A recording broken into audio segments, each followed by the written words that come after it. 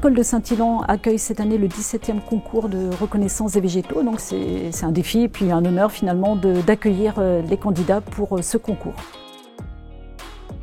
Ce sont des lycéens professionnels qui peuvent participer à ce concours, du CAP au Bac Pro, BTS, et donc il y a également des secondes pro qui peuvent participer dans la catégorie des CAP, donc il y a 3 catégories, et donc dans 3 domaines de formation, donc en aménagement paysager, en production horticole et en technique de commercialisation et de vente. Il y a également une partie du concours qui est accordée aux fleuristes, donc les professionnels peuvent également s'inscrire.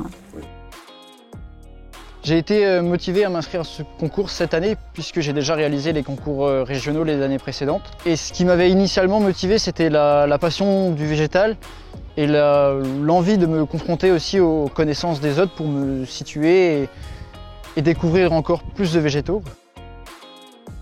L'importance de la reconnaissance et la connaissance des végétaux, pour moi, elle est primordiale parce que c'est la base de notre métier. C'est aussi mettre en avant notre métier. C'est défendre notre métier. Pour un paysagiste, c'est plutôt important de savoir qu'est-ce qui nous entoure et qu'est-ce qu'on manipule tous les jours. Je vous félicite vraiment d'être aussi nombreux et de vous engager ainsi dans ce concours. Bon courage et puis bonne chance à vous tous.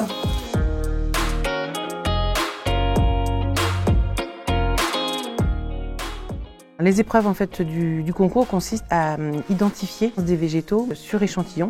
Les candidats ont, en fonction de leur niveau, entre 20 et 40 échantillons à reconnaître. On demande également une partie sur l'intérêt du végétal. C'est-à-dire, on va demander est-ce que la plante, par exemple, va être, je ne sais pas si elle va être toxique, si elle va nécessiter une exposition particulière.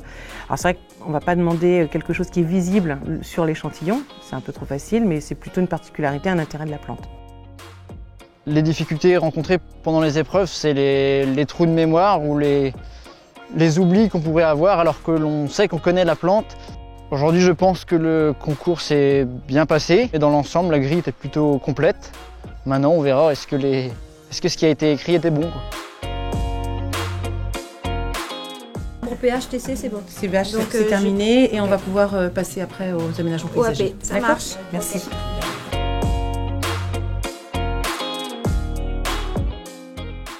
On va pouvoir en fait annoncer les résultats.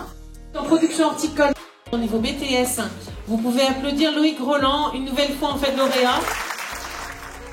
Bah oui, d'avoir gagné, c'est une satisfaction. Et puis ça récompense le travail qui a été mis en place pour préparer le concours. Ce que ça fait d'avoir gagné, c'est je suis étonnée, je suis contente de moi et comme ça je vois ce que je vaux.